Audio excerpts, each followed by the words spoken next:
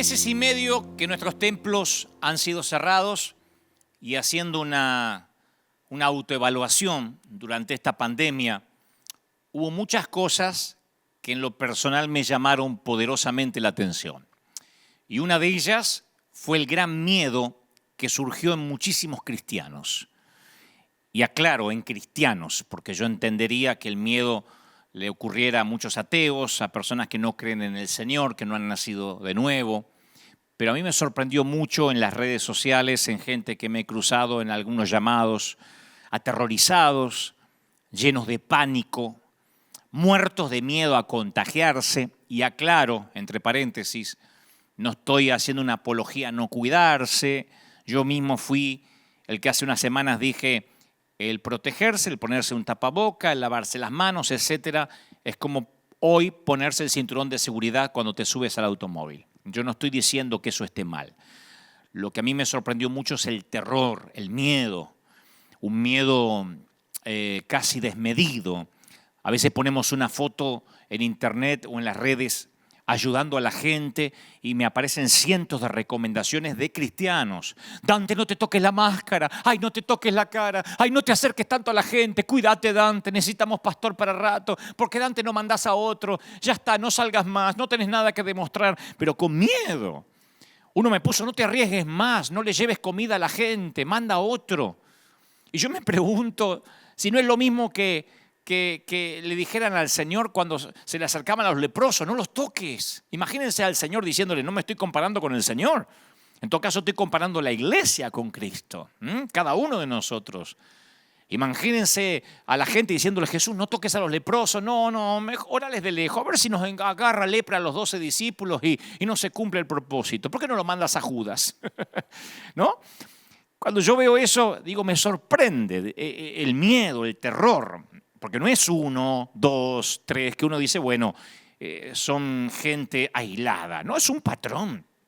De cada 100 comentarios, 90 y tantos son cuídate, no salgas a la calle, quédate adentro, no te toques la máscara, ¿por qué te rascaste la oreja? No te toques la nariz. A mí me sorprende muchísimo, lo cual muestra, es la punta del iceberg, muestra que hay un miedo enquistado. Otros buscando teorías de conspiración, asustados por los ovnis, porque los perros ladran de noche, porque la NASA confirmó que había platos voladores, por avispas que vienen de China, por el microchip que nos va a ordenar Trump que todos nos pongamos, y si no es Trump es Bill Gates. Otros diciendo ya viene Cristo, es inminente, no hay nada más que hacer, nos tenemos que dejar morir. Entonces yo he visto con gran sorpresa una iglesia pequeña, una iglesia pusilánime, aterrorizada por las noticias de CNN y por las cifras diarias de muertos. Alguien dijo, un mundo temeroso necesita una iglesia sin temor. Un mundo temeroso necesita una iglesia sin temor. Y esta iglesia, la que surgió, por lo menos la que se ve, es una iglesia con mucho miedo. Cuando hablo de la iglesia en general. Particularmente no hablo de una denominación en particular. Yo hablo de toda la iglesia de Cristo. Leía que algunas iglesias estos días de California, de aquí, de este estado, pretenden abrir sus templos aún en contra de la ley, porque quiero aclarar a las otras partes del mundo que abrir las iglesias aquí es ilegal. Nosotros lo hicimos en primera instancia antes que lo pidieran, pero tomamos la decisión el miércoles y al otro día jueves el gobernador dijo las iglesias deben cerrar. Es ilegal convocar un gentío. Así que no podemos abrir las iglesias, todavía no tenemos permiso legal para hacerlo. Literalmente los pastores son detenidos, hacen que la gente no se pueda congregar, pero varios pastores, estaba leyendo alguna noticia por allí, varios pastores de California, algunos de ellos demandaron al gobernador de California y dijeron vamos a abrir a fin de este mes, quiera o no quiera el gobernador. No sé si la noticia es verdadera o falsa, pero me comuniqué con varios colegas y algunos están dispuestos a abrir las iglesias. No hay problemas con las iglesias pequeñas, de poquita gente. El problema son las mega iglesias, las que convocan mucha gente, como en el caso nuestro de River Arena, ¿no? Y luego me envían un video de cómo sería el protocolo del Ministerio de Salud, al menos en los Estados Unidos. Creo que es en todas partes del mundo. Me dicen, vamos a abrir a fin de mes. Y yo dije, bueno, no es que esté a favor de estar en contra de la ley. Dije, pero bueno, si todas las iglesias, principalmente las más grandes, deciden abrir sus puertas, supongo que el gobierno tendrá que reaccionar a eso. No es una, no son dos, son todas. Pero luego, insisto, me mandan el protocolo de cómo va a ser. O sea, cómo la iglesia se puso de acuerdo, se está poniendo de acuerdo con el Ministerio de Salud para poder abrir las puertas. Y ahí me enteré que solo sería la tercera parte de la membresía los que pudieran entrar. O sea que si abrimos las puertas de la arena, tendríamos que nada más entrar la tercera parte, ni siquiera la mitad de la gente.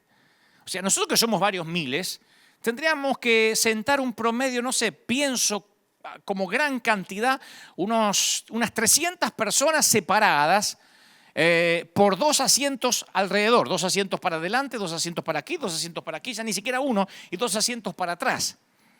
O sea, las iglesias pequeñas no tendrían mayor problema. Quien tiene menos de 100 miembros divide, supongo, el domingo en 5 servicios y la hace de 20. Pero en nuestro caso, no podríamos decidir quiénes entran y quiénes no. ¿Cómo hacemos para decirle, bueno, usted va a entrar a las 10 de la mañana, usted va a entrar a las 11:30, usted va a estar No puede salir la gente a la mañana a adivinar a qué servicio va a entrar. Deberíamos hacer mínimamente 15 a 20 servicios por domingo, lo cual sería imposible, no alcanzan las horas del día. Pero tampoco la logística, no es que yo no quiera trabajar. Los que me conocen saben que yo soy trabajador y si tengo que hacer 30 cultos los hago. El tema es que no alcanza, la logística es imposible. ¿Cómo hacemos que entren 300 personas, queden 1000 afuera porque tampoco se pueden quedar afuera? Sería un caos. Aquí los supermercados, las tiendas están marcadas hasta los pasillos, quién va para aquella mano y quién viene en la mano contraria. O sea, uno no se puede cruzar con los carritos ni en los pasillos de un mercado. Así que ni siquiera podríamos tener las filas, no nos permiten tener filas afuera. Sería un caos también el estacionamiento. No está permitido en este nuevo protocolo por razones obvias la escuela dominical. Nos dicen la escuela dominical, imposible, este año no habrá escuela dominical. Yo no sé cómo serán otras iglesias, pero aquí las familias tienen muchos niños. Tenemos niños. Las familias tipo son de 4, de 5 chicos, de 2 bebés, niños de todas las edades. Aquí albergamos por servicio de 600 a 700 niños por servicio. O sea que estaríamos hablando de 1.500 niños aproximadamente que no pueden entrar. ¿Qué hacen los padres? O sea, los niños quedan excluidos en esta nueva normalidad de la iglesia. Los ancianos tampoco pueden venir a la iglesia por seguridad. El nuevo protocolo es que los ancianos no pueden venir. Si usted tiene más de 60, 70 años, considérese que está casi por morir o que podría morir. No venga a la iglesia. O sea, si tienes determinada edad, no puedes venir. Esto va a complicar hasta algunos pastores, ¿no? A ancianos de la iglesia, a personas que son los pilares, los que respaldan, los que oran. Hay que decirle, no venga más a la iglesia. Yo tengo en mi equipo pastoral pastores honoríficos que tienen determinada edad. Hay que decirle, no, usted quédese en la casa a ver si se muere. O sea que cuando Joel profetizó que en los postreros días los niños iban a profetizar y los ancianos soñarán, se ve que no tuvo en cuenta la pandemia. Se ve que Joel estaba un poco desactualizado cuando profetizó el Espíritu Santo a través de él. O lo que es peor, el Espíritu Santo estaba desactualizado. El protocolo del Ministerio de Salud dice que está bien, abramos las iglesias, pero no puede haber contacto físico. O sea, no podemos imponer las manos a ningún enfermo. Se ve que cuando el Señor dijo, impondrán sus manos y sanarán, se le escapó el COVID-19. Si hay alguien que me dice, pastor, óreme, yo tengo que decir, no, a ver si nos contaminamos, vamos preso. A ver si se me pega algo. Imagino a un leproso que dijo, si quieres puedes sanarme. Sí quiero, y lo tocó el Señor. Hoy no podemos imponer manos a nadie. Yo no soy un gran imponedor de manos. Siempre lo aclaro, no es que acostumbramos a que todo el mundo pase el altar, pero me preocupa. No digo abrazarnos, pero me preocupa que como pastor tenga prohibido poder bendecir a alguien o imponer las manos sobre la frente de una persona para orar. Y lo que más me choqueó, tenemos que medir la temperatura corporal en la puerta a la gente y al menor indicio que estás enfermo o te duele algo, no puedes entrar a la iglesia que predicamos sanidad. Y te tienes que volver a casa. O sea, que en lugar de poner ujieres a dar la bienvenida y esperarte con un boletín o con una flor o lo que sea, vamos a poner a ujieres con termómetros. Y si tienes un poquito de fiebre o cara de enfermo, te tengo que mandar de vuelta. No puedes entrar a la iglesia donde se predica sanidad. Entonces, ¿de qué vamos a predicar? Yo me siento un hombre sin oficio, sin profesión, sin llamado, con esta nueva normalidad. No podemos orar por los enfermos, porque si estás enfermo no puedes entrar a ver si tu enfermedad contagia a los demás. Esto puede sonar una rebeldía, una apología. No, yo estoy diciendo porque bajo estas condiciones River Church no quiere, no queremos, no va a funcionar. Estoy esperando a ver qué van a hacer con los equipos grandes de fútbol, de básquet, de handball, con las grandes corporaciones multimillonarias que manejan millones de dólares, porque aún así ellos no pueden operar. Jugarán sin gente, no sé cómo lo van a hacer, como ya empezó en Alemania, pero así no puede funcionar una iglesia, porque que nos digan que no podemos orar por los enfermos, que si está enfermo se tiene que pegar la vuelta, que los niños y los ancianos no pueden entrar, es como decir, vuelve el fútbol pero sin pelota.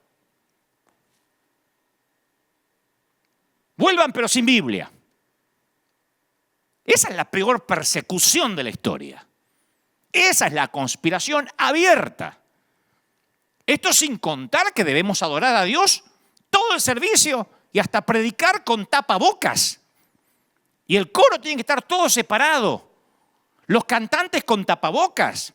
Los músicos separados con un acrílico, como en jaulas de acrílico. Y limpiarnos, claro, los zapatos con cloro en una palangana en la puerta. Si creen que estoy exagerando, Dios sabe que no. Punto por punto es el nuevo protocolo si queremos abrir la iglesia. Y muchos pastores dicen, ok, abramos la iglesia. Con todos esos protocolos, no oremos por los enfermos, no tengamos contacto físico, separemos a la gente, cantemos con tapabocas. Mi pregunta ahora es, ¿qué haría el Señor? Ahora sí hay que preguntarse qué haría el Señor. Porque cuando nos dijeron, tomen precauciones, cuando nos dijeron, esperen porque esta pandemia va a llegar a su pico, hay que bajar la curva, todos obedecimos porque somos ciudadanos de bien. Pero cuando eso se transforma en miedo, el miedo lleva o deviene en control. El miedo permite el control del César. Y yo me pregunto si no estamos dándole al César lo que es de Dios.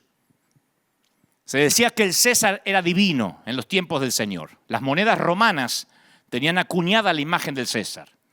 Y la inscripción decía Divi Filius, o sea, decía Hijo de Dios. La inscripción de la moneda decía que el César era el Hijo de Dios. Y cualquier israelita consagrado no llevaba esa moneda, porque violaba el mandamiento de no tener imágenes forjadas lejos del Dios que está en los cielos. Y Herodes puso de sumo sacerdote a un colaboracionista, a alguien que estaba inherente al poder, y Roma guardaba la llave del lugar santísimo del templo, y el sacerdote tenía que ir a pedírsela a Roma para entrar una vez al año. Se nos escapa este detalle. Herodes guardó la llave del templo. El gobierno trató de poner bajo llave a un reino que ellos no podían gobernar. Herodes quiso poner, bueno, lo intentó, poner bajo llaves a un reino espiritual. Y un día se acercan al Señor y le dicen, maestro, estos que siempre vienen con las preguntitas trampa. Sabemos que eres un hombre íntegro y que enseñas el camino de Dios de acuerdo a la verdad, que no te dejas influir por nadie. Primero, como dicen en mi país, le doran la píldora, ¿no?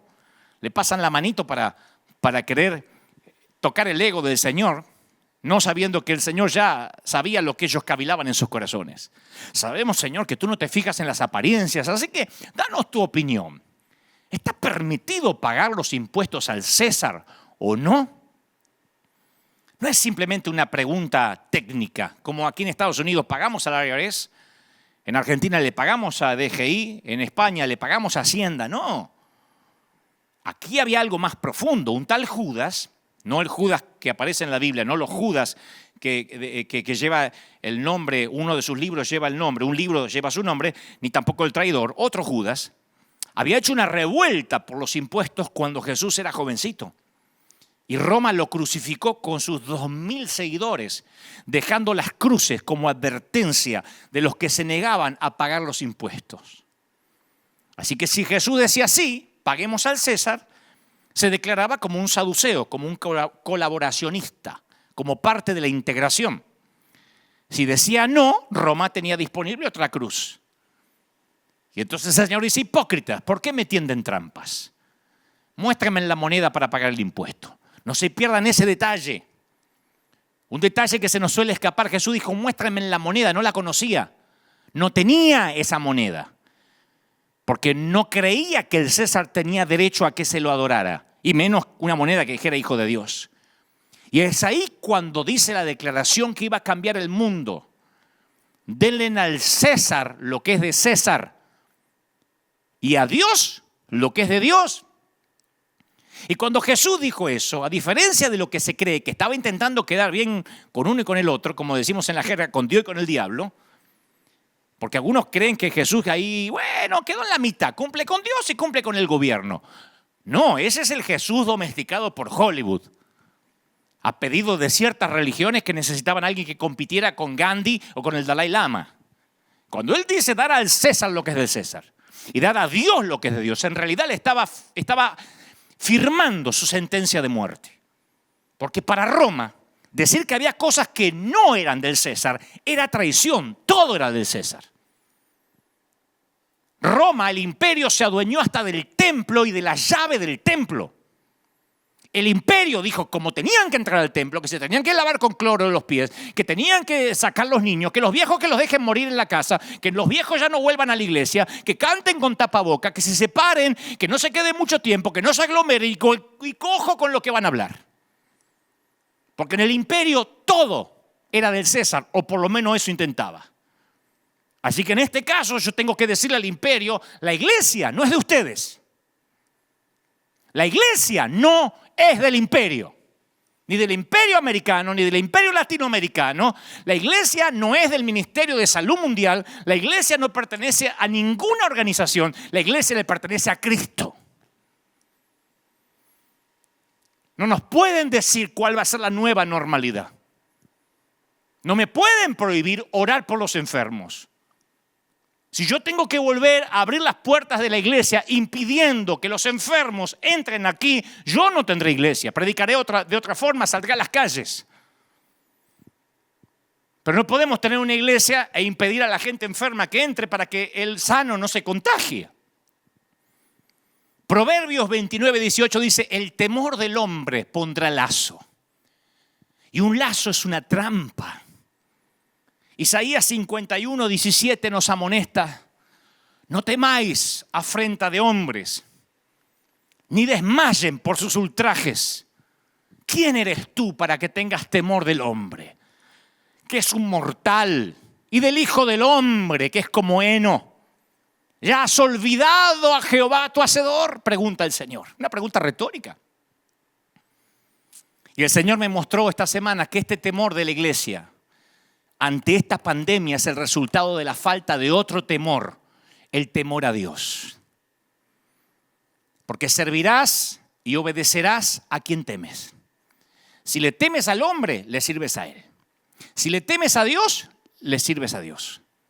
Pero tú no puedes temerle a Dios si le temes al hombre, porque no puedes servir a dos señores. Por el otro lado, no tendrás miedo del hombre si le temes a Dios. El temor a Dios ha estado ausente en cualquier sermón que hayamos oído recientemente. Dígame en un solo sermón que hayan oído en los últimos años acerca literalmente del temor de Dios.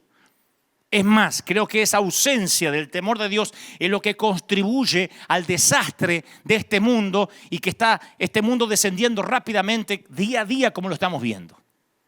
Hasta la expresión temor a Dios hace años, cuando yo era chico, solía ser común y halagadora. Mi mamá decía, los nenes míos tienen temor a Dios. No harían nunca una cosa así, tienen temor a Dios.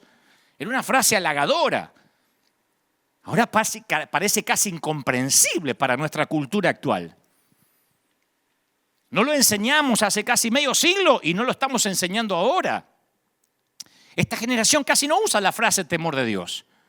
Por eso tienen tanto pánico a otras cosas.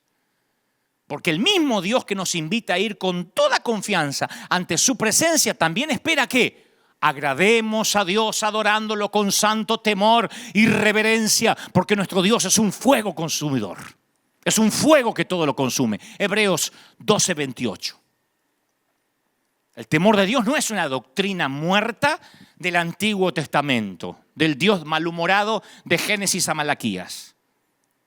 Si amas a Dios, solo le temerás a Él. Tu temor de Dios fagocitará todos los otros temores pequeños. A mí me duele mucho escuchar cuando la gente habla de Dios como si Dios fuera su asistente personal. Su cadete, decimos en algunos países, ¿no? Su secretario, el que le lleva la maleta. Y es alarmante. ¿Cómo se ve esto? Bueno, es alarmante la falta de respeto que yo lo hablaba hace un par de domingos, el domingo pasado, hacia los pastores, hacia los servidores, hacia los líderes. Vayan a cualquier red social, pongan YouTube, esos videos que hablan mal de todo el mundo, no lo hacen los ateos. No lo editan los inconversos ni los brujos. Nuestros enemigos ya no son los brujos. Nuestros enemigos son los propios creyentes, que con creyentes así, ¿quién necesita diablo? Hablan acerca de los siervos de Dios de la misma forma en que los noticieros hablan de los políticos. Y yo sé que capaz que muchos ministros han actuado más como políticos que como hombres de Dios, pero aún así son siervos de Dios y nosotros no nos corresponde ser jueces. Hace poco alguien ateo me dijo, estuve leyendo a alguien que, pues no sé si es ateo, pero por cierto no ha nacido de nuevo. Por ahí cree en Dios a su forma. Y me dice, ¿sabes? Estuve flaco leyendo cómo escriben los evangélicos acerca de otros evangélicos. Dice, jamás había visto una comunidad con tanto odio encima. Si Dios realmente los lee a ustedes, ¿no tienen miedo que los liquide? No me lo preguntó un teólogo, me lo preguntó alguien que quizá va a la iglesia católica una vez al año, si es que va. Me dijo, ¿cuánto odio y resentimiento? ¿Cómo escriben? Dice, ni en los partidos políticos se atacan así. Un ateo sorprendido me hizo acordar aquella historia del pastor que oraba para que se cerrara la licorería que estaba cerca de la iglesia. Y entonces había hecho cadenas de oración para que la licorería, para que el bar donde se juntaban los borrachos del pueblo se cerrara. Y cada vez que pasaba el pastor, imponía las manos así y decía, ciérrate en el nombre del Señor, consúmete en el nombre del Señor, aún delante del dueño ateo, que salía, lo insultaba y el pastor decía, esto se va a cerrar, oraba de la vereda de enfrente. Y un día, en una tormenta eléctrica, cae un rayo encima de la licorería y le quema todo el bar, todo el negocio. Y el dueño se acordó de las oraciones del pastor. Y entonces le hace una demanda, lo lleva a la corte. Lo lleva a la corte, dice, se me quemó el bar, la licorería, porque cayó un rayo, porque el pastor oró para que eso pasara. Y el pastor dijo, no, este caso lo tengo ganado. Porque cuando se presentó dijo, yo no tengo nada que ver. Yo no manejo la lluvia, yo no manejo las tormentas eléctricas, yo no tengo nada que ver, yo lo único que hacía es orar, pero yo no tengo nada que ver. Y el juez dijo, esto es increíble. Tengo ante mí a un ateo que cree en el poder de la oración y a un pastor que no cree que su oración haya producido algo. Yo siempre me acuerdo de esa historia, cuando un ateo me dice, increíble ustedes, ¿no tienen miedo que Dios los liquide? Porque creo que hasta hasta los que no conocen a Dios tienen más temor de Dios que muchos que sí lo conocemos. Cuando le tenemos temor a Dios, respetamos las personas y los siervos que Él pone. Y esto no es una defensa hacia mí, porque yo ya estoy en otra liga en el sentido de que de verdad no me importa. Yo ya pasé esas materias. Pero a veces me apena como muchos consiervos son atacados, como la gente puede ser tan visceral para hablar. David no levantó su mano contra el rey Saúl, aún después de que Saúl matara a 85 sacerdotes del Señor. Imagínense, si mañana sale un pastor y mata a otros 85 pastores. David le temía a Dios. David era un fugitivo porque su suegro intentaba matarlo. Y vos pensabas que tenías problemas con tu suegra. El hombre que le entregó a su hija en el altar lo persigue como un animal salvaje. Pero algo inesperado sucede. No ocuparé mucho contando la historia, pero sé que los que saben de Biblia conocen la historia. Saúl se mete a hacer sus necesidades en la cueva donde David está en el fondo oculto. Saúl, dice la Biblia, entra, se supone a ser número 2, no número 1, porque dice que David tuvo bastante tiempo para pensar, meditar qué hacía y qué no hacía. O sea que Saúl no estaba necesariamente orinando. Perdonen que sea tan explícito, pero esto es determinante para entender lo que va a ocurrir.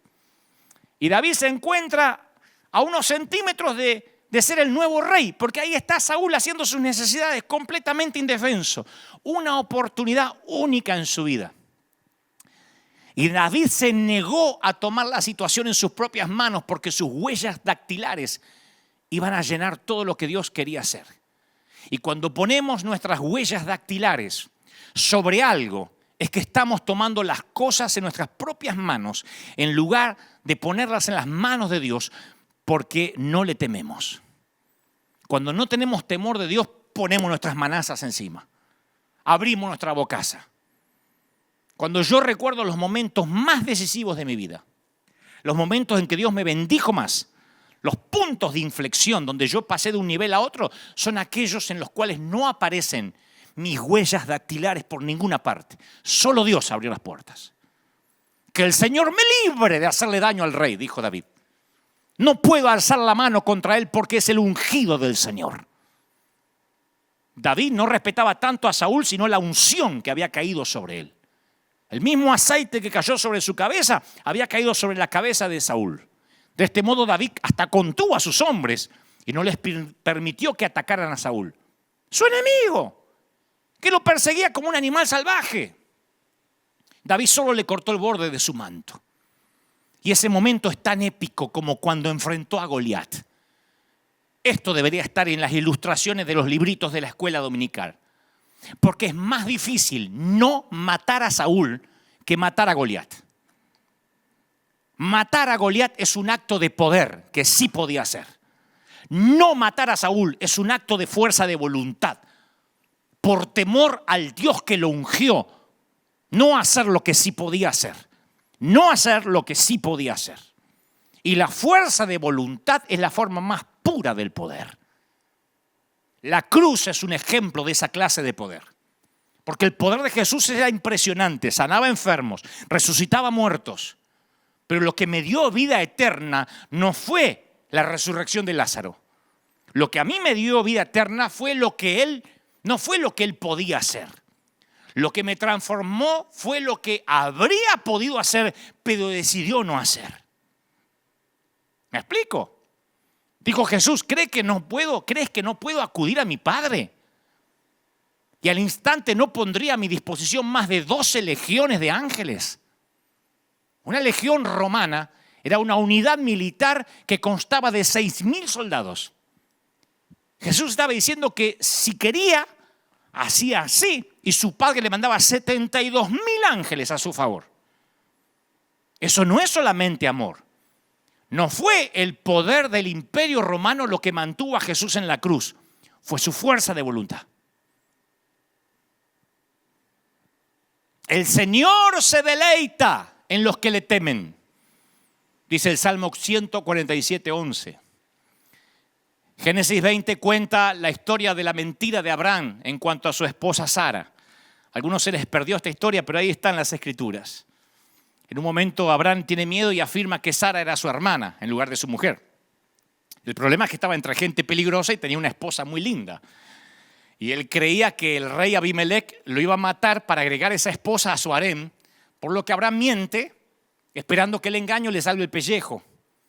Y Sara se salva de la deshonra solamente porque Dios se le aparece en sueños a Abimelech y le revela la verdadera identidad, que era la mujer, no la hermana.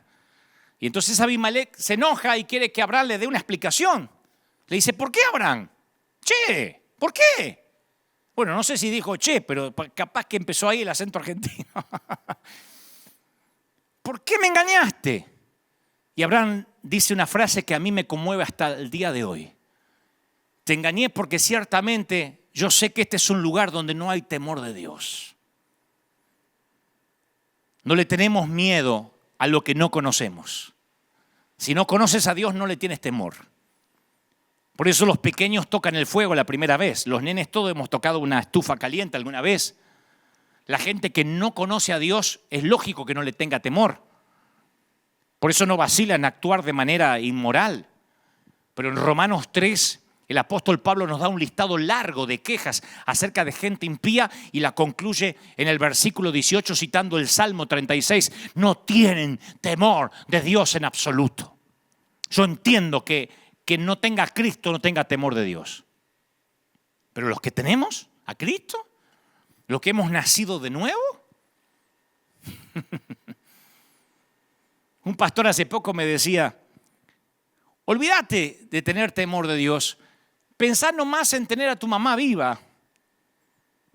Me decía este pastor, mi mamá no me dejaría a mí hablar mal de otro consiervo, aún con la edad que tengo. Tengo casi 60 años y si mi mamá me viera escribir algo en una red social de otro consiervo, me dice, ¿qué está haciendo mi hijo? Yo no lo crié para eso. ¿Por qué no se dedica a predicar a lo que Dios lo llamó? ¿O qué cree que yo lo llevé a la escuela dominical para que usted ande hablando mal de los demás, de los siervos de Dios? Aún nuestra madre no nos dejaría hablar mal de otros. Imagínate a Dios. Pero este no es un mensaje para defender ministros. Este es un mensaje para entender por qué César le metió tanto miedo, por qué el gobierno, independientemente de cuál sea el país, le metió tanto miedo a través de los medios de comunicación, por qué esta pandemia mediática le metió tanto miedo a los que se supone que nunca debimos haber tenido miedo. Muchos describen a Jesús como alguien tierno, compasivo. Él era y es todo eso. Pero ese no es todo el cuadro. El Jesús que tomó un látigo y por sí solo sacó del templo a una masa de mercaderes ladrones, parece que quedó en el olvido. Más tarde los líderes judíos llegaron a arrestar a nuestro Señor diciendo que buscaban a Jesús de Nazaret. Y cuando Jesús dijo, yo soy, dice, todos retrocedieron y cayeron al suelo. Juan 18:6. Lo único que dijo es, me buscan, yo soy. Y todo el mundo retrocedió y cayó. Con Jesús. No estoy hablando del Dios del antiguo pacto que se presentó ante Moisés. En la pesca milagrosa, cuando Simón Pedro se dio cuenta de lo que sucedió, que le llenó la red de peces, cayó de rodillas delante de Jesús y le dijo, Señor, aléjate de mí, soy demasiado pecador. Estoy demasiado pecador para estar cerca de ti. La historia está en Lucas 5:8. El temor es una respuesta natural del que es imperfecto ante el que es perfecto. Del estropeado y del que está roto ante aquel que está entero. Del que está contaminado ante el puro. Del impotente ante el poderoso. Y creo que hemos perdido nuestro sentido de lo mucho que nuestro pecado nos separa de Dios. Sí, yo sé lo que es la gracia, yo soy un predicador de la gracia. Pero no nos olvidemos que cuando nos encontramos ante Él, es como tener un cuerpo encorvado, envejecido, manchado y tener que estar desnudo frente a la persona más bella que existe. Este es el punto, señores. Cuando tememos a Dios, nuestro temor hacia otras cosas y personas comienzan a disminuir. Los temores grandes, aunque tengan nombre de pandemia y nos den la cifra de muertos todos los días como si fuera la cotización de la bolsa, los temores grandes hacen que los temores pequeños desaparezcan siempre.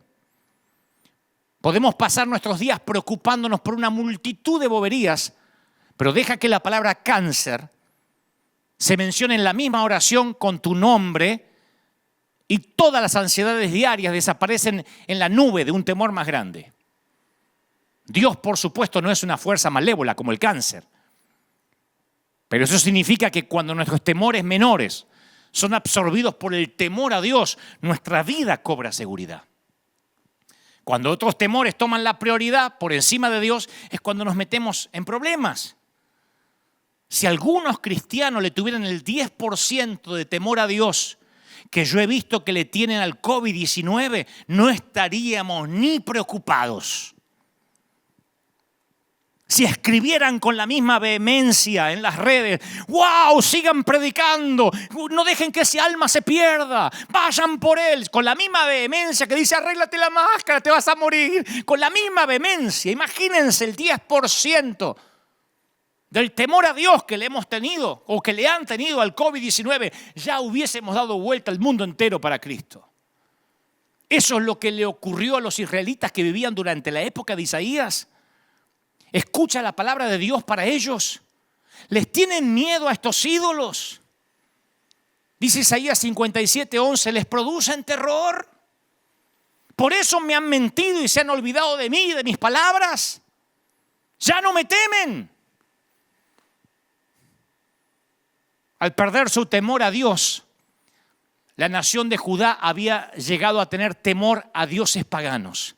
Y sí, si uno no le tiene temor a Dios, le puede tener temor y miedo y pánico a 3 gotas de moco. Te lo aseguro.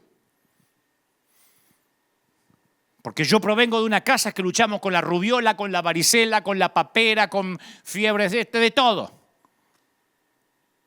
Yo pasé por todas las enfermedades como la mayoría de los que me están mirando en América Latina. Y a veces te vacunaban y a veces no te vacunaban. Pero la vieja te imponía las manos y decía en el nombre del Señor, por la sangre de Cristo. Y a vivir. Nunca había mi vieja con el pánico, ni aún teniendo cáncer. Ella confiaba en un Dios que podía sanar. Ahora están pensando algunos, ¿pero es posible amar a Dios y tenerle temor al mismo tiempo? Sí. ¿Qué requiere el Señor tu Dios de ti? Requiere que temas al Señor tu Dios, dice Deuteronomio 10:12. Que vivas de la manera que le agrada, que lo ames y que lo sirvas con todo tu corazón y con toda tu alma. Y esta combinación de amor y de temor captura nuestra reacción a 2 atributos de Dios, gracia y verdad.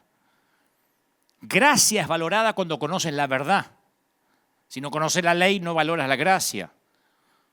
Pablo trata a ambos en ese episodio de Romanos donde dice, fíjate en que Dios es bondadoso, pero también es severo. Fíjate que Dios es severo con los que desobedecen, pero es bondadoso contigo si sigues confiando en su bondad. Romanos 11:12. En cambio, si dejas de confiar, tú también serás arrancado por completo. O sea que no hay contradicción, no hay dicotomía entre los actos simultáneos de amor y de temor. Una vez alguien me dijo, yo no creo en un Dios que manda a la gente al infierno, mi Dios es un Dios de amor. Y yo le digo, bueno, entonces tu Dios no existe. Hay un Dios a quien amar y un Dios a quien temer y casualmente ese es el mismo. ¿No juzgó acaso a su propio hijo como una demostración de su amor por el mundo? ¿No lo juzgó? Y luego no demostró su amor por su hijo al que juzgó al resucitarlo de los muertos. Entonces es torpe pensar que si él es un Dios de amor no hay que temerle. Es como un padre que le dice al hijo que no salga a la calle, que no salga solo. Yo le digo eso a los chiquititos, a nuestros chiquitos. No salgas a la calle, y menos solo. Y cuando el nene se arriesga a salir a la calle, se entera que la disciplina del padre es estricta. Como resultado se queda en la casa. ¿Por qué? Por temor a meterse en problema con el viejo. Hay una edad en que mis niños tienen temor de que no tienen temor de lo que pasa afuera.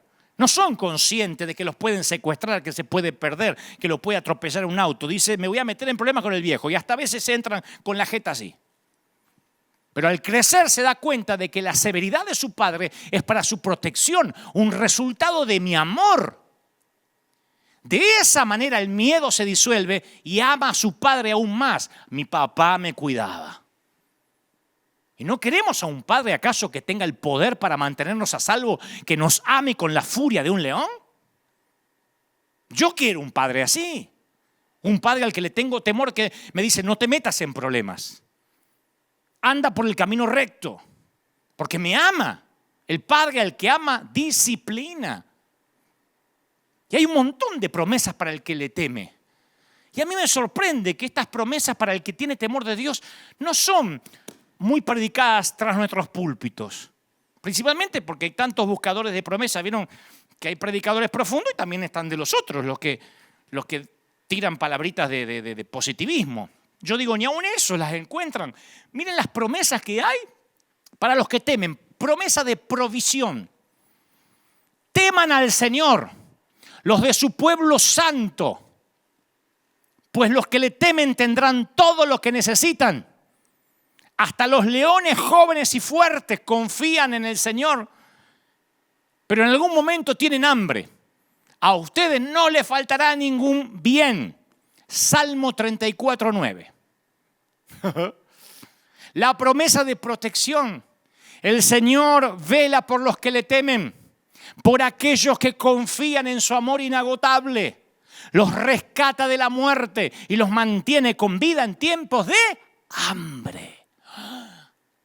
Salmo 33, 18. Resulta que temiéndole a Dios te mantiene en tiempos de hambre.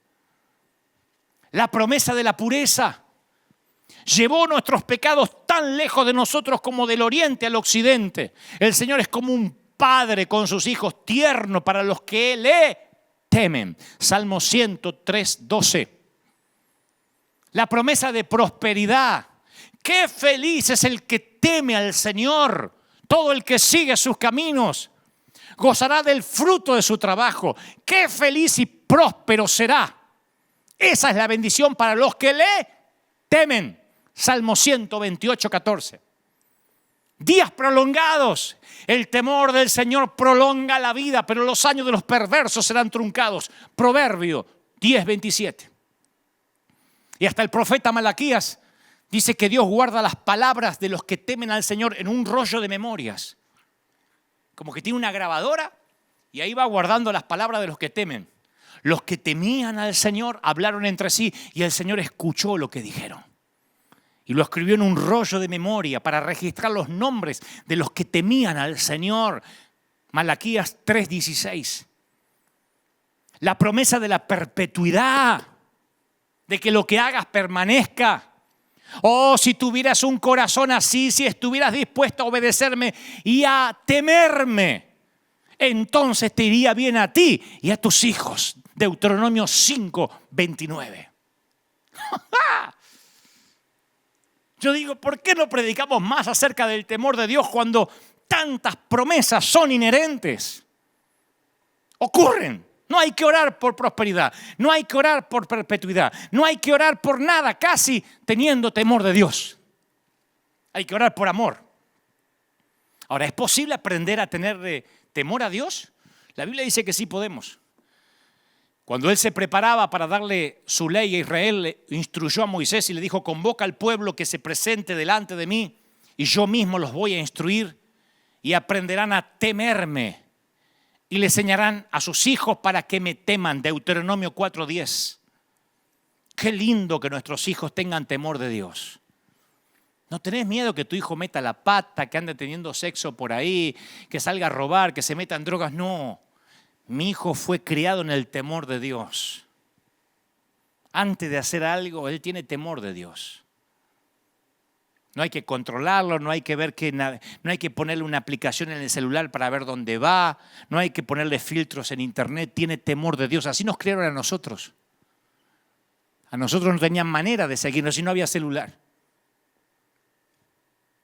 No teníamos los recursos que tienen nuestros hijos, pero no había manera de controlarnos. Lo único que podían es afirmarnos en el temor de Dios, no en el miedo, el temor de Dios. El rey David escribió: vengan, hijos míos, y escuchen, y les enseñaré a temer al Señor. Salmo 34:11. Las últimas palabras que alguien dice antes de su muerte frecuentemente se consideran de mucho significado.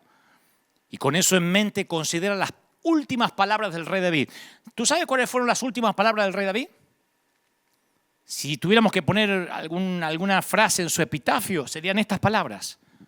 Está en segunda libro de Samuel, capítulo 23, versículo 3.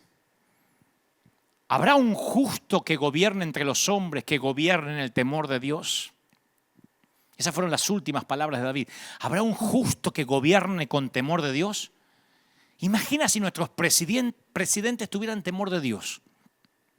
Nuestros diputados, nuestros senadores, todos esos politiqueros que están por ahí dando vueltas, si tuvieran temor de Dios, si el filtro fuera el temor a Dios.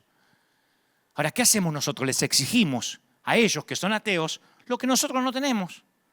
Nos enojamos cuando un presidente promueve la ley del aborto y decimos: no tiene temor de Dios.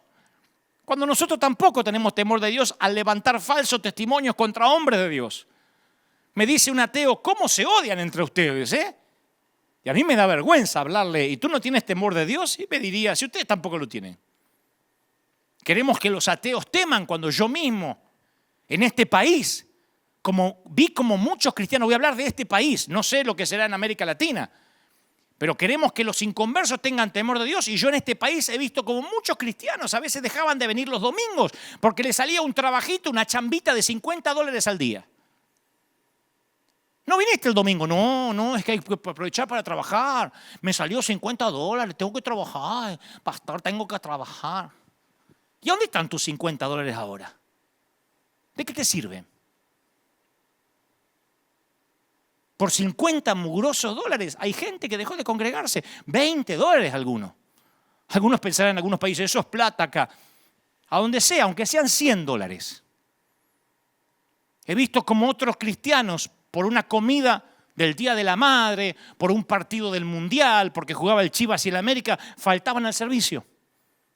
Aquí en el River Arena, gente que se suponía era fiel, un día dejaba de venir. Le preguntabas, ¿qué pasó? ¿Te enfermaste? No, es que estaba el partido. Y ahora que no hay fútbol, dice, ay, cómo extrañamos los servicios. No son todos, gracias a Dios. La mayoría son fieles. Pero yo he visto mucha gente que el hilo más delgado, era la iglesia. Yo vengo de una generación a la que no se le ocurría faltar un culto. Yo vengo de una generación que te tomabas 3, 4 colectivos o buses o como se diga para ir a congregarte con lluvia. Estuvieras enfermo, no. Ahora el nene tiene una tosecita y el hilo más delgado es la iglesia. ¿No viniste? No, es que el nene se levantó con catarro, hizo... Entonces dije, no voy para no contagiar. ¿De verdad? La falta de temor de Dios cambia las prioridades. El que tiene temor de Dios aprovechó. El que tuvo temor de Dios aprovechó los servicios. No faltó a ningún servicio mientras pudo. Estuvo. Yo hace 10 años que no falta un domingo aquí. Y si alguna vez no llegué, que fueron 2 veces, es porque estaba haciendo un superclásico en Argentina y por razones horarias no tenía avión para llegar. Y estuve aquí cada domingo con dolor de muelas, con piedras en los riñones, con fiebre. La gente ni se enteró. Siempre aquí con una sonrisa. Porque yo siempre decía, hoy podría ser el último domingo. Y fíjense, un día de marzo fue el último domingo. Y no sabemos cómo vamos a volver, porque yo, tomándole la temperatura a la gente y echando a los enfermos a que se vuelvan a la casa y dejando a los viejos que se mueran en casa y no dejando entrar niños, no voy a abrir las puertas de River.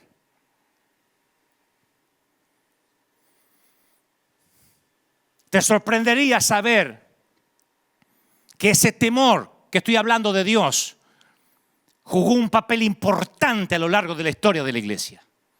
Las épocas de espectacular avivamiento espiritual siempre se iniciaron con una renovación del temor a Dios. Vemos evidencia de esto en Hechos capítulo 5. Un hombre y su esposa traen una ofrenda de una parcela de terreno que habían vendido. No era la cantidad total que habían recibido de la venta, pero ellos quisieron que pareciera de esa forma. Nadie les pidió traigan el total. Hubiesen dicho trajimos la mitad de la venta y quedaban como señoritos ingleses. Pero los tipos dijeron, traemos la mitad y vamos a hacer de cuenta que traemos todo para parecer buenos ante la vista de otros creyentes. Y honraron la apariencia sobre la verdad. Y no tuvieron temor a Dios, le tenían temor al hombre, al líder. Trajeron la ofrenda, mintieron y cayeron muertos. Está en el Nuevo Testamento, en la nueva dispensación de la gracia.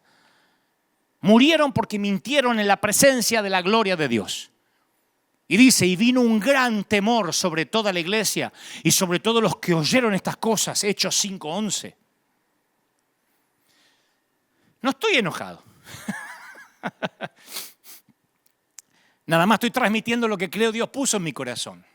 Yo te voy a decir por qué creo que este virus, por sobre todas las cosas, reveló la falta de temor de Dios en gran parte de la iglesia. Cuando Dios está quieto, nuestros corazones son revelados. Y Dios estos días, estas últimas semanas, parece haber retenido su gloria para probarnos. ¿Somos reverentes aún cuando su presencia no se manifiesta? Porque cuando Dios separó el mar rojo y lo llevó a través de la tierra seca, ellos cantaron, danzaron y gritaron por la victoria. Sin embargo, unos pocos días después, cuando su tremendo poder no era aparente y la comida y la bebida escaseaban, se quejaron contra Dios. Llegó una suerte de pandemia, de hambre, como va a venir ahora, Aquí en Estados Unidos hay casi 30 millones de desempleados y estoy hablando de uno de los países, se supone, más poderosos del mundo. Prepárate, iglesia, porque viene una pandemia de hambre. Ya hay una pandemia de suicidio, de femicidios. Hay la locura de que en países como en Argentina han soltado violadores, presos, para que no se agarren el coronavirus, los mandan de vuelta a que se metan en la sociedad. Hasta violadores volvieron a convivir con el niño violado para evitar que se contaminaran por temor. Lo que se viene es mucho peor de lo que hemos vivido. Esto es un ensayo, una prueba. Muchas veces estos días me dijeron, ¿será que esto es un ensayo para lo que va a venir, el nuevo orden mundial? Ni necesitamos ser tan escatológicos. Ni necesitamos buscar los símbolos de Juan en Patmos. Esto se ve claro como el agua. Hemos llegado algunos de nosotros a ser como niños caprichosos que no tienen reverencia por sus padres. Y si nosotros no crecemos en el temor del Señor, corremos el riesgo de llegar a tratar como algo común las cosas que Él considera santas, como Ananías y Zafira, esta pareja que murió por tomarse como ordinario las cosas que eran puras. Y todos nos hemos convertido expertos en la bondad de Dios. Yo soy un gran predicador.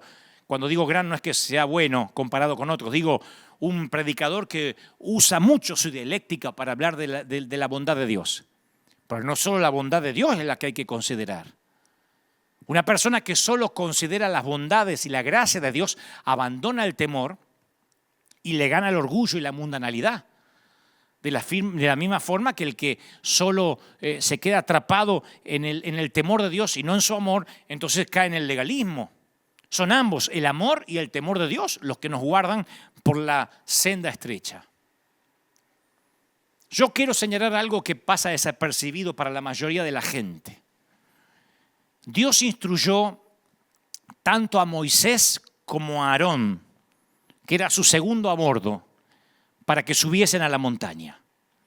Moisés subió, pero por alguna razón encontramos en las Escrituras que Aarón regresó al campamento. Esto es algo que se nos pasa por alto a la mayoría. Capaz que Aarón regresó porque estaba más cómodo en la presencia de los otros creyentes que en la presencia de Dios. Digo, ¿no nos parecemos en esto? ¿Nuestras iglesias actuales no se parecen mucho a Aarón? Que estamos muchos cómodos yendo a la iglesia, teniendo comunión con otros cristianos y manteniéndonos ocupados con las tareas del ministerio más que con el Señor. Evitamos estar solo en la presencia del Señor. En lugar de eso nos rodeamos de gente, nos rodeamos de actividades deseando que eso esconda nuestro vacío. Estamos más ocupados en no fallarle a nuestro líder que en fallarle a Dios. Como cuento siempre la historia, nuestra iglesia conoce la historia porque la conté un par de veces ya, o más de un par de veces, de la mujer que estaba barriendo la iglesia, una cristiana, por supuesto, que barría, era una voluntaria que barría la iglesia, barría el templo. Estaba sola, no la ve nadie, mira para un lado, para el otro y mete toda la basura debajo de la alfombra. Y se escucha una voz fuerte que dice, yo vi lo que hiciste. Y la mujer aterrada grita, ¿quién es? ¿Quién es? Y le dice, soy Dios. Y la mujer dice, ay, qué susto, pensé que era mi apóstol. Yo pienso que Aarón tendría el síndrome de esta barredora. Ay, pensé que era el pastor. Pensé que le iba a fallar al líder. Menos mal que era Dios. Y Josué, por el otro lado, tenía un corazón que buscaba a Dios. Quería estar tan cerca de Dios como le fuera posible. Permaneció al pie de la montaña por 40 días mientras Moisés estaba con Dios. Estuvo tan cerca como pudo, sin llegar a donde solo Moisés y Aarón habían sido invitados. Y mientras que Josué esperaba en la montaña, el pueblo en el campamento crecía en inquietud. Porque cuando uno se queda en estos momentos de pandemia, crece la inquietud. Claro, estaban en una tierra extraña. Su líder se había ido por más de un mes y Dios no se había revelado todavía. Entonces empezaron a cuestionar a Dios, a Moisés. Viendo, dice la Biblia, el pueblo que Moisés tardaba en descender del monte, se acercaron a Aarón. A Aarón, el segundo a bordo de Moisés. Mirá lo cara rota que eran estos tipos. Pero acá hay un cara rota peor. Un cara de piedra peor. Se acercan a Aarón y le dicen, mira, Moisés está tardando mucho, ¿por qué no nos haces dioses? Para que vayan delante de nosotros, porque este varón que nos sacó de Egipto ya no va a volver y no sabemos qué le haya pasado. La historia está en Éxodo 32. Claro, ahora Dios estaba quieto y la verdadera naturaleza de los que no tenían temor a Dios quedó expuesta. Porque fácilmente podemos temer a Dios mientras Él está haciendo milagros y demostraciones de su poder. Con iglesia llena somos todos Messi. O el Chicharito. O Suárez, qué sé yo. Con la iglesia llena todo el mundo dice, ¿cuánto están contentos? ¿Cuánto están felices? Y a su nombre, dígale que está a su lado. ¡Aleluya! ¡Ah! Todos están llenos de poder. Con templos cerrados cambia la cosa. Dios está buscando por aquellos que son temerosos de Él cuando aún no perciben su poder, cuando los templos están cerrados, como los niños que obedecen a sus padres cuando sus padres no lo están mirando. ¿No es esa la verdadera obediencia? Cuando nadie está alrededor para verificar. ¿No es la obediencia que nos pedían nuestros padres? Mi mamá me decía, pórtese bien cuando yo no esté, porque si usted se porta mal, la que pasa vergüenza soy yo. Mamá estaba más interesada en que yo me portara bien cuando ella no estaba que cuando estaba presente. Porque eso hablaba de ella, que me había criado bien. Y ahora parece que Dios desapareció. Está en la montaña con Moisés. O parece que Dios desapareció, dio vuelta la cara y nos permitió la pandemia. Dios le dice a Israel, no he guardado silencio desde tiempos antiguos y ustedes nunca me han temido. Isaías 57:11. En otras palabras, cuando la gente no lo veía mostrarse asombrosamente, actuaban como que Él no estaba ahí. Y yo he visto, y ustedes también, a muchos en esta pandemia, actuar como que Dios no está acá. O que está durmiendo la siesta, o que a Dios se les descontroló todo. El silencio de Dios de hace casi más de 2 o 3 meses expuso las verdaderas motivaciones del corazón y la legitimidad de cierta gente. Es una pandemia. Mientras se enfrentan las pruebas, no en un servicio ungido cuando un verdadero creyente es revelado. Y noten lo que hizo el cara de piedra Aarón. Aarón le dijo, bueno, tráiganme todos los zarcillos de oro, lo que está en las orejas de las mujeres, los hijos, tráiganmelo. Entonces todo el pueblo apartó los zarcillos de oro que tenían en sus orejas, lo que tenían en las muñecas. Se lo trajeron a Aarón y él le dio forma, dice la Biblia, de buril. E hizo un becerro de fundición. Entonces dijeron, Israel, estos son sus dioses que los sacaron de Egipto. ¡Aarón! ¡Aarón! ¡Che! ¡Aarón! Porque se nos va eso de la Biblia, como que el becerro lo hizo un ateo endemoniado. ¡Aarón! El copastor. Dijo, acá tienen el becerro que lo sacó de Egipto. ¿De verdad? Con el botín de Egipto hicieron un ídolo fuera de la bendición de Dios. Pero aún es más alarmante que Aarón, el que no fue a la montaña, hizo el ídolo, le dio forma. Y Aarón le dio forma. Había sido el vocero de Moisés. Había estado parado al lado de Moisés, había visto cada plaga de Egipto, cada milagro. Y ahora le tenía temor a la gente y le dio lo que ellos querían. Le temió más al hombre que a Dios. Y por eso fue intimidado por la gente. Eso lo hizo un líder débil. Cuando fue confrontado por Moisés, y Moisés le dijo, te dejaste intimidar. ¿Saben lo que dijo este? Respondió Aarón, no se enoje mi señor. Tú conoces que el pueblo es inclinado al mal. Me dijeron, haceme un Dios que vaya delante nuestro. Y yo dije, ¿tienen oro? Sí. Y bueno, me lo dieron, lo eché en el fuego y salió este becerro. Lo querés matar al tipo. Salió el becerro. O sea que tirás oro en el fuego y se arma un becerro solo. El tipo no tomó responsabilidad por lo que había hecho. Estaba atrapado en el temor al hombre. Salió este becerro. Los líderes que temen al hombre retrocederán y le darán a la gente lo que quieren en lugar de lo que necesitan. Se convierten en presas fáciles para la intimidación. El hombre que teme a Dios solo está preocupado por lo que Dios dice acerca de él. El hombre que teme al hombre está más preocupado por lo que el hombre dice acerca de él, más que por lo que piensa Dios. No, es que no queremos ofender a la gente. El reino de Dios no es una democracia, es un reino. Por eso es el reino de Dios, no es la republiqueta de Dios. En algún momento vas a ofender a alguien, solo asegúrate que ese alguien no sea Dios. Quizás los hombres de David se ofendieron porque David no mató a Saúl cuando lo tenía en la cueva ahí, haciendo número 2 y posiblemente estreñido de vientre. Porque tuvo tiempo hasta de cortarle parte de su túnica. Pero David dijo, yo no voy a tocar al ungido. Saúl solo quería cuidar su reputación. Eso fue aquello que los diferenció siempre con David. Hay 2 versículos que reflejan la inseguridad de Saúl. Dice Samuel 14, 1 Samuel 14:35. Y luego salió Saúl y construyó un altar al Señor. Fue el primer altar que levantó y el último. Una sola vez le reconoció que las victorias que tenía eran de Dios. Al capítulo siguiente, al capítulo 15, cambia todo. Capítulo del primer libro de Samuel, capítulo 15, dice, y Saúl salió a Carmel y se levantó un monumento. Un capítulo atrás el tipo levantó un altar a Dios. Un capítulo después se levantó un monumento para él. En algún momento Saúl dejó de construir altares a Dios para comenzar a construir altares a sí mismo. ¿Me permite que te haga una pregunta franca porque yo me la hago también? ¿Le estás edificando altares a Dios o estás levantándote altares o monumentos a ti mismo? ¿Qué reputación te importa más? ¿La tuya o la de Dios?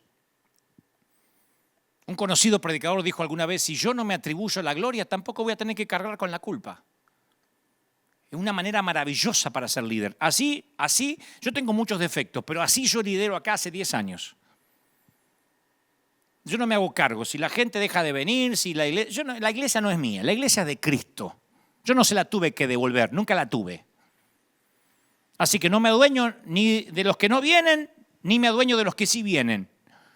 No me asigno los aplausos ni las derrotas, ni los abucheos. Por eso las críticas no me hacen nada, porque los aplausos tampoco me hacen nada. La mayor de las libertades consiste en darnos cuenta que no tenemos que demostrarle nada a nadie, solo a Dios.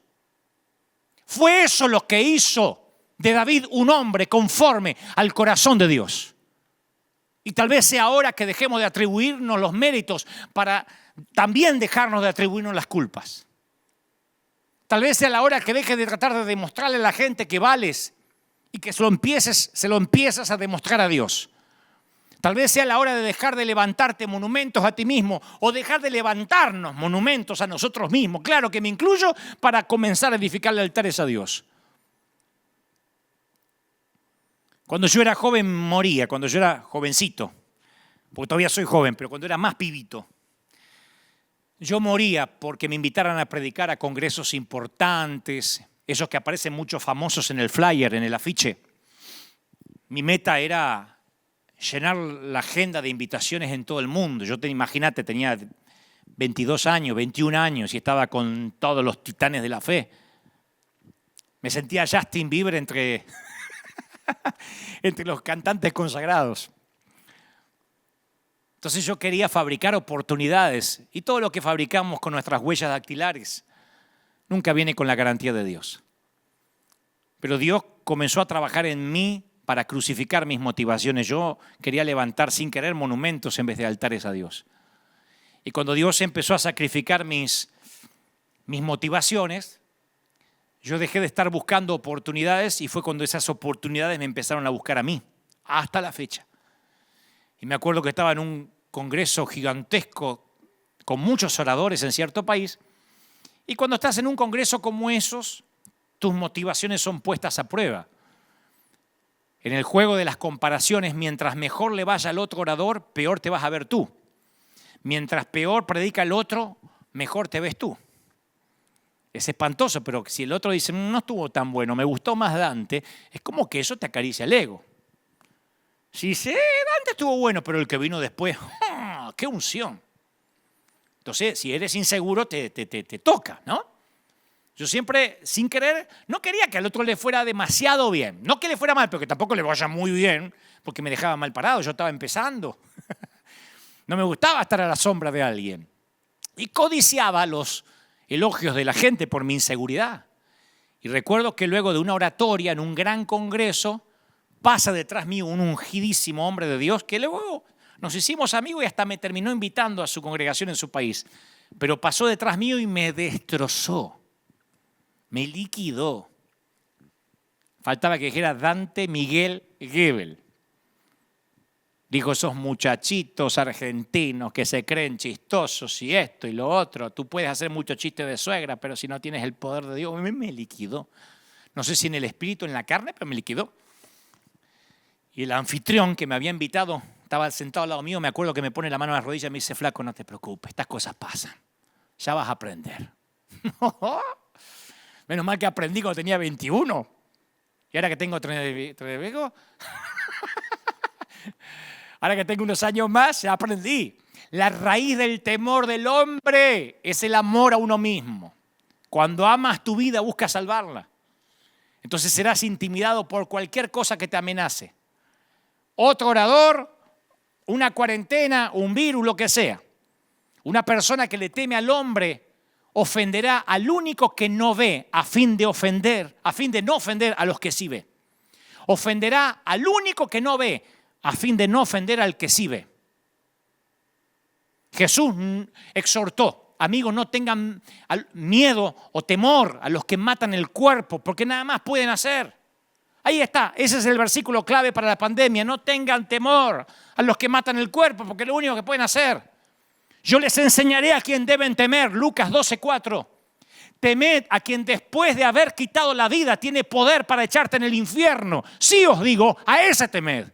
Más clarito, manzanitas.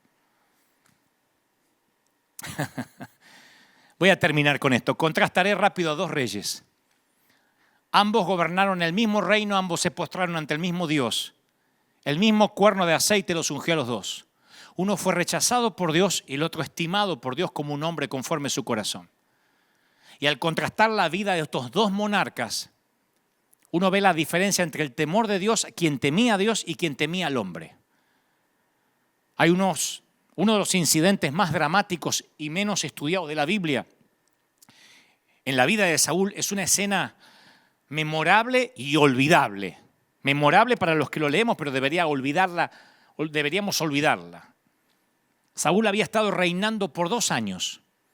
Como en la mayoría de las posiciones, su periodo de luna de miel no reveló su verdadero carácter. Como los presidentes cuando recién suben al gobierno. Nadie los critica porque no sabe qué decir la oposición todavía. No tomó medidas de gobierno, 2 años es muy nuevo. Pero con el paso del tiempo las motivaciones empiezan a exponerse. Y dice la Biblia que mientras que Saúl estaba en Micmax con sus prestigiosos guerreros, los filisteos se reunieron para pelear contra él. En 1 Samuel 13:5. Era el ejército más fuerte que Saúl había enfrentado. El enemigo tenía 30.000 hombres, 6.000 hombres a caballos y la multitud era comparada a la arena que está a la orilla del mar. Enfrentar 30.000 carros es como enfrentar en la actualidad 30.000 tanques de guerra. Era una vista intimidante para Saúl. Y atemorizados, los soldados de Saúl empiezan a desertar, se meten en las cuevas, en la fosa, en los peñascos, en las rocas, en las cisternas. Estaban abrumados. Y Samuel había recibido una orden del Señor, el profeta, diciéndole que no haga nada, no ataque ni se defienda hasta que llegue él, que era el profeta, y presente una ofrenda. Saúl lo espera 7 días, conforme al plazo que Samuel había dicho, pero como Samuel se tarda en llegar y el pueblo le desertaba bajo presión, Saúl se hace el sacerdote, ofrece el holocausto por su cuenta y llega justo Samuel y dice, ¿qué estás haciendo? Y Samuel le dice, ¿qué estás haciendo? Y Saúl dice, no, mira. Y fíjense la respuesta de Saúl. Le dice, no, es que yo vi que el pueblo me estaba desertando y que tú no venías dentro del plazo que me dijiste. Y están los filisteos enfrente. Y me dije, van a descender contra mí. Y yo no imploré el favor de Jehová. Me forcé y ofrecí holocausto. O sea, hizo los sacrificios para hacerse aparecer bueno ante la gente y trató de parecer espiritual con Samuel diciendo, me forcé. En realidad, él reaccionó y cayó dentro de una trampa de intimidación. Una de las cosas más difíciles es esperar en Dios, especialmente cuando no está haciendo nada, esperar en Dios. Esto es particularmente cierto ahora. Cuando Dios pareciera que no está hablando, realmente está haciendo algo. Por eso le digo a nuestra iglesia, continúen obedeciendo la última orden hasta que cambie. Mantente en tu posición, soldado. Lo diré otra vez a toda la iglesia de River, manténganse en sus posiciones. Se supone que soy tu pastor y estamos juntos en esto. No dejaré a nadie atrás, vivos o muertos, aunque nos tengamos que pelear contra el gobierno, aunque tengamos que enfrentar a Trump en la Casa Blanca, yo no los dejaré solos. Manténganse en sus posiciones. Que Dios no esté aparentemente diciendo nada no significa que duerme la siesta como Baal. Así que después que Samuel lo reprende, pronuncia este juicio sobre Saúl. Tu reino no va a ser duradero. Jehová se buscó un hombre conforme al corazón de él y lo designó para que sea príncipe sobre su pueblo, porque tú no guardaste una orden. Saúl construyó una historia en desobediencia en situaciones de gran presión. En otro incidente parecido, se dio a los deseos del pueblo de tomar el botín de guerra de una ciudad que Dios había ordenado destruir totalmente. No quería perder nunca el favor del pueblo. Yo he pecado, dijo Saúl, y quebranté las palabras porque consentí la voz del pueblo. Y Samuel dice, pero otra vez Saúl, escuchando al pueblo. Y más adelante dice, sí, yo sé, yo pequé, pero por favor, hónrame delante de los hombres. Primera de Samuel 15:30, cabezón. Hónrame delante de los hombres. Sí, yo pequé, pero por favor, no me retes delante de la gente porque pierdo intención de votos. Yo pensé que la dictadura empezó un poco más acá, en Cuba o en Venezuela. Repetidamente Saúl transgredió porque tenía miedo al hombre. Y esto sucede con frecuencia con líderes que son inseguros. Muchos en estas cuarentenas se han sentido completamente solos. Creo que Dios permite que esto suceda. Y Él no lo provoca porque no es el autor del mal. Yo lo dije desde el primer mensaje que hablamos de la pandemia. Pero Él se refrenará de intervenir porque tiene un propósito en estos tiempos de desesperación. Y a propósito del César en los tiempos de Roma, yo estuve pensando mucho qué vamos a hacer como River. Porque yo me considero un hombre que teme a Dios. Entonces tuve que ver en las Escrituras, en los tiempos de Roma, cuando el Señor dice al César lo que es del César y a Dios lo que es de Dios. Lo dijo cuando eso era una declaración de guerra, porque todo se suponía era del César. Había tres maneras de reaccionar ante el gobierno del Imperio Romano. Los celotes, que decidieron rebelarse, ir contra la ley. Ellos querían derrocar a los romanos por la fuerza. Eran terroristas, disidentes del gobierno de facto. Y los metían presos por faltar a la ley y no impactar a nadie. Yo no voy a ser un celote en este tiempo. No me voy a hacer meter preso. No voy a permitir que por una torpeza mía, por infringir la ley, termine arruinándose un propósito divino. No en este momento.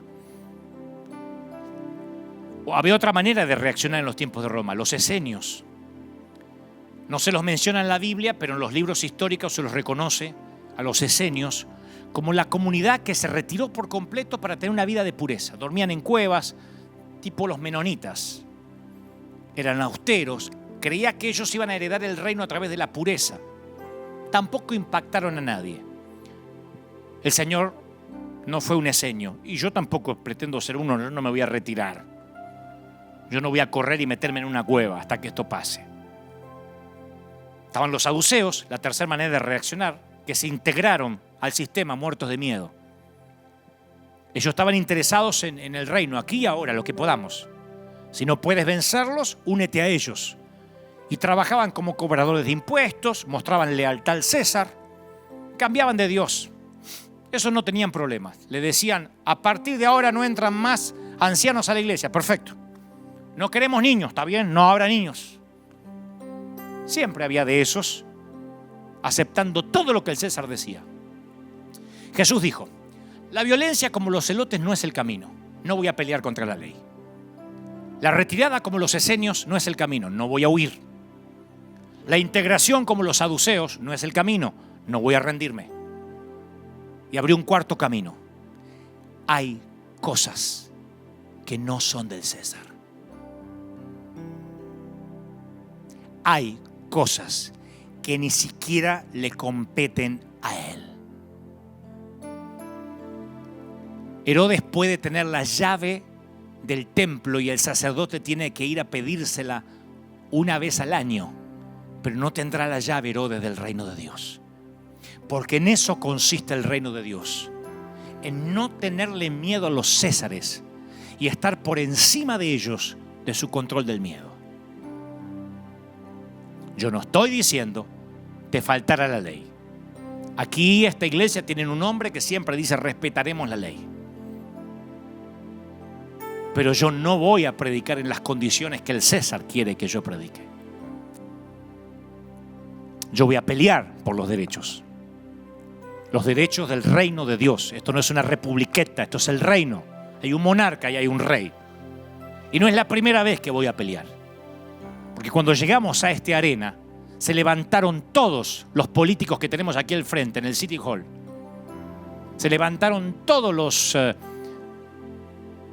politiqueros, los fiscales, había un montón de políticos que dijeron: ustedes no pueden operar. Los concejales, ustedes no pueden operar.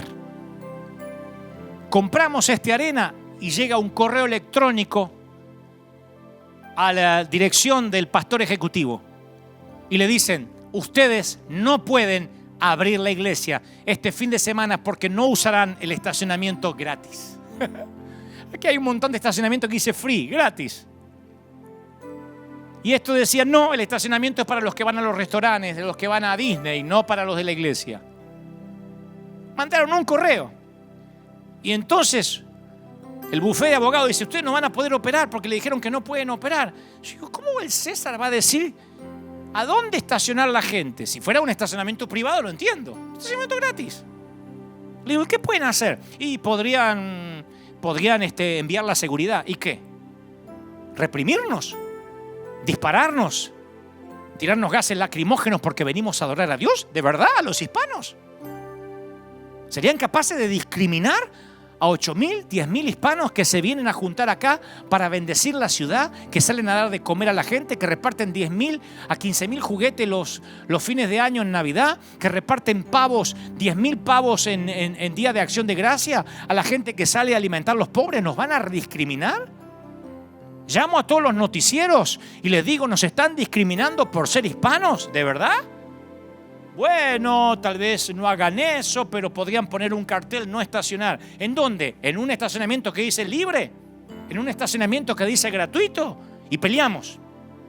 Y nos pusieron cartelitos y corríamos los cartelitos. No infringíamos la ley, simplemente no seguíamos la estupidez caprichosa de un César. Porque yo sí respeto la ley. No tengo problema de parar en un stop a las 3 de la madrugada. Pero no caprichos del César, que decide ponerse en su moneda hijo de Dios y hay que adorarlo. No todas las cosas son del César.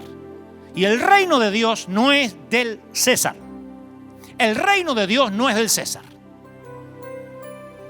Entonces yo los incito a una revuelta en oración, a un ayuno dirigido a algo, a una oración dirigida. No solamente ayúdanos que no me agarre el coronavirus, me juró con tu sangre los dinteles de la puerta. No tengas miedo. Y no me escriban más, que no me arriesgue más, porque yo prefiero en todo caso morir ayudando a la gente, porque Dios me llamó a predicar, a servir, no a ocultarme muerto de miedo, con la cola entre las patas. Me voy a poner la mascarilla, me voy a poner los guantes, lo hago. Pero si algo hago mal o me contagio igual, habrá sido un placer combatir en el ejército de Dios. Hasta los samuráis dicen que no hay deshonra en la derrota. Ni siquiera hay deshonra en una buena derrota. Pregúntenle a los mártires de la iglesia si consideraban deshonra el dejarse ejecutar, decapitar, crucificar a causa de Cristo. Iglesia, levantémonos en oración. No sé qué harán los otros consiervos. Si pondrán cloro en la puerta, si le tomarán la temperatura a los enfermos, si no dejarán entrar los viejos y los niños. Nosotros vamos a operar cuando podamos operar de la manera en que Dios nos mandó a operar. Y si no nos permiten operar con una multitud, si yo no puedo imponer las manos a los enfermos aquí, si tengo que echar a los enfermos que no entren, entonces cerraremos el templo y yo saldré a las calles. Y haremos otra vez las iglesias bajo los árboles, porque así empezamos nosotros, así nos forjamos. Nosotros nos hicimos fuertes, éramos esclavos y nos transformamos en soldados en el desierto, señores. Desierto es mi segundo nombre. Yo no le tengo miedo al desierto, soy un piloto de tormenta. Así que no me van a poner condiciones ridículas. La gente se está suicidando, divorciando. Los hijos están cayendo en depresión profunda. Los adolescentes están a punto de suicidio. Hay una ola y una nube de depresión en las casas. Y han decidido que la iglesia no es primera necesidad. Si la iglesia no es primera necesidad, no me digan que el fútbol lo es. No me digan que la licorería lo es. En este país Target no es primera necesidad, pero lo es la iglesia. Lo es la iglesia. Y River Arena es un templo que ha sido abierto 24 horas, 7 días a la semana, 365 días al año, y no ha cerrado y no va a cerrar si alguien quiere buscar consejería. Está bien, no reunimos multitudes. Pero escúchame, César, el reino de los cielos no es tuyo. Tú no entiendes de esto. Yo estoy por sobre ti, porque yo sirvo al rey, porque yo soy un embajador del Rey de Reyes. Y voy a acatar las normas gubernamentales, no las normas de las cuales no hay precedente ni jurisprudencia. No hay precedentes. ¿Sabían que cuando esta pandemia empezó, nosotros salimos a la calle sin preguntar? Algunos dirán, ¡qué locura! Pero yo dije, si ponen cuarentena, me consta que hay gente rica que vive de los ahorros. Que hay gringos que dicen, tendremos que echar mano a los $100,000 guardados para la universidad de la niña. Pero me consta los hispanos que viven al día, del cheque a cheque. Acá en la iglesia hay gente que corta el pasto, hay gente que limpia, hay gente que trabaja en un taller mecánico y los mandaron 40 días, 50 días, 60 días sin trabajar. ¿Qué come la gente? Que los matan de hambre. Los meten adentro para que se mueran de hambre. Presidentes ridículos diciendo que los mayores de 70 deberían morir. Yo tengo un padre de 94. Tú no vas a matar a mi padre. Tú no decides sobre la muerte y sobre la vida. Mi papá tiene 94 años y está predicando y hablándole a los ancianos como el de Cristo. Salió en televisión hace poco en Argentina.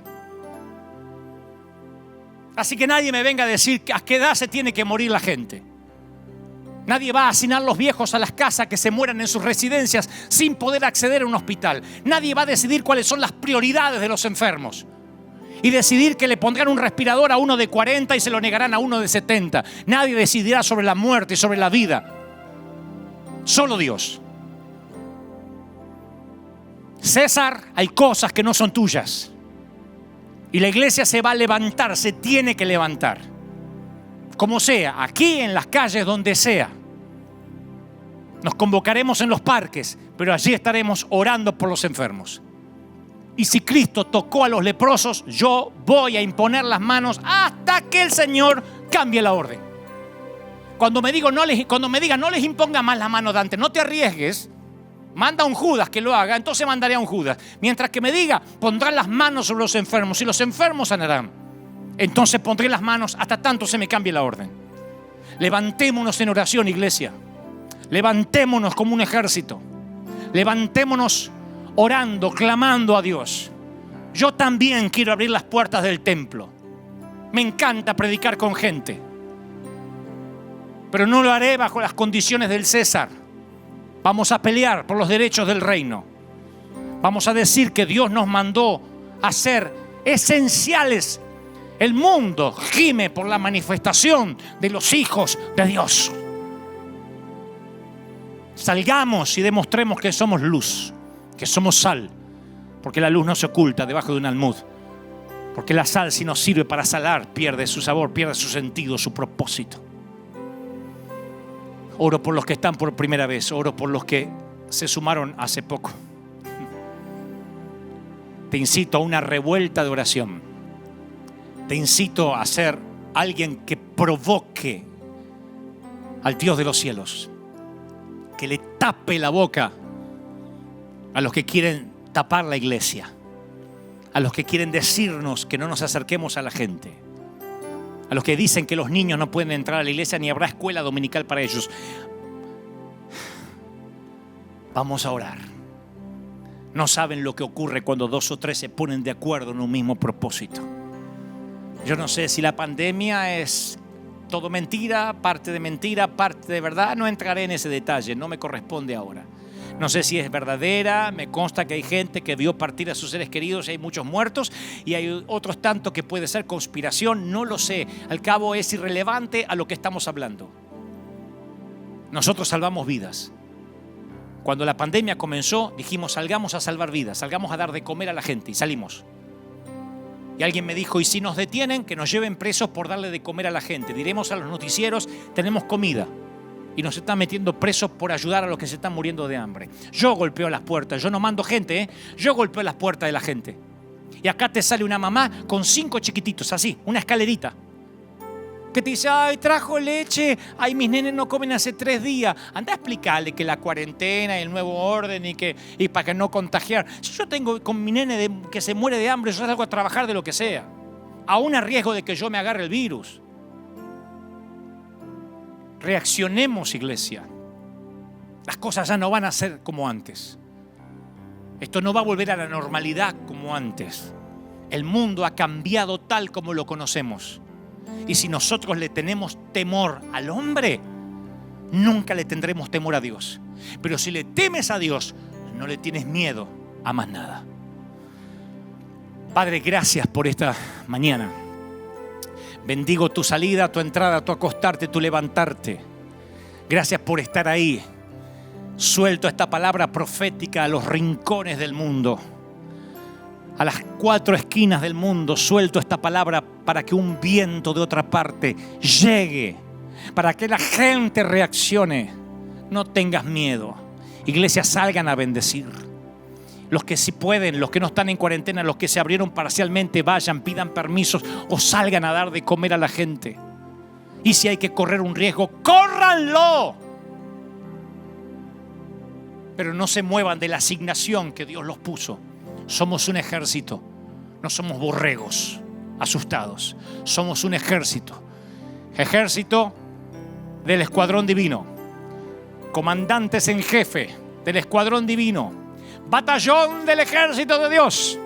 Firme, no aflojen. No se muevan de ahí hasta nuevo aviso. Que Dios te bendiga.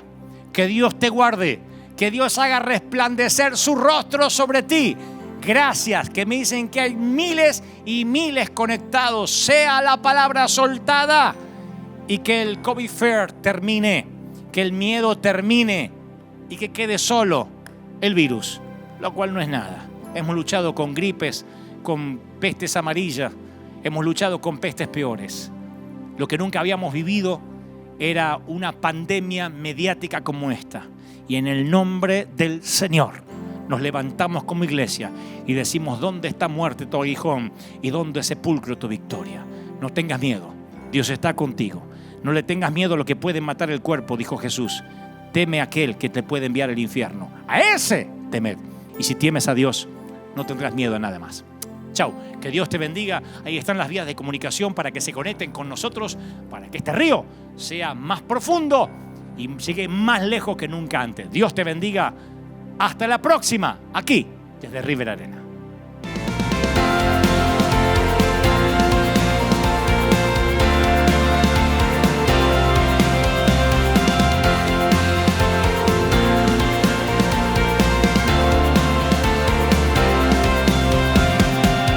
Apareciste una noche de soledad, abandonado y perdido te reconocí. Tu voz diciéndome no temas, yo estoy aquí.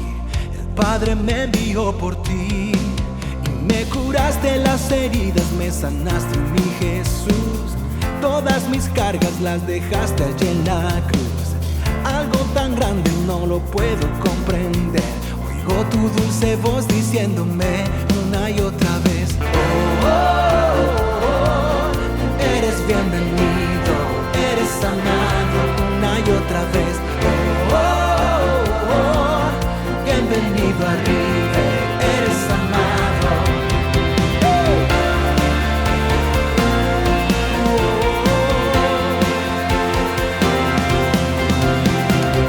Apareciste en una noche de soledad, abandonado y perdido te reconocí. Tu voz diciéndome no temas, yo estoy aquí, el Padre me envió por ti. Y me curaste las heridas, me sanaste, mi Jesús.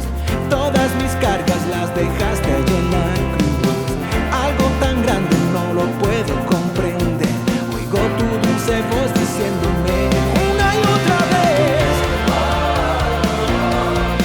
eres bienvenido. Una y otra vez: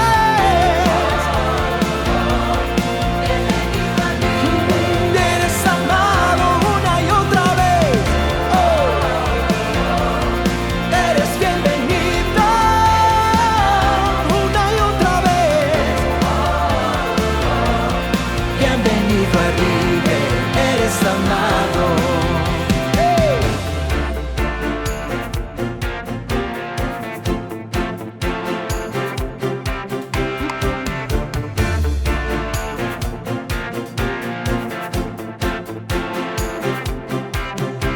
Vamos a adorar, vamos a adorar.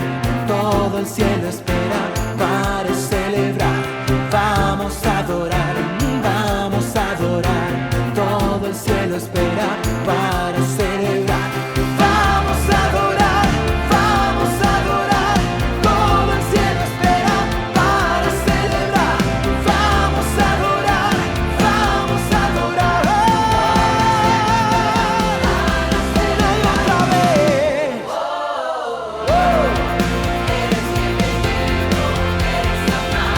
Una y otra vez.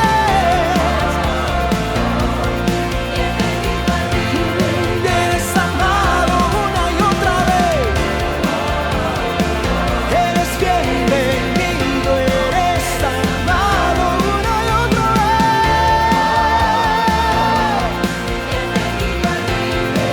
Eres amado.